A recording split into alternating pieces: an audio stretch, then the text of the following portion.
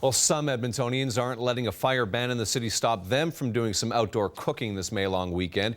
The Geavelle family, for example, they come out to Howrelak Park every year for a picnic, but this year a fire ban has prevented them and others from roasting hot dogs and burgers over an open flame. But they are getting around that with some new technology.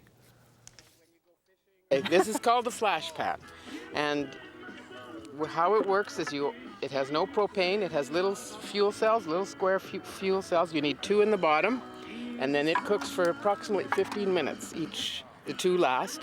You just blow them out when you're done, and then you can use it again. Officials with the Edmonton Fire Department say going with an alternative cooking method outside is a smart choice because Edmonton's fire ban could be in place for a while. A backyard fire pit. And we expect that it will continue to be in place for the remainder of today and possibly into next week. The fire marshal will review the weather conditions and other determining factors for a fire ban probably tomorrow, and then we'll determine whether we need to keep it in place or if we can lift it.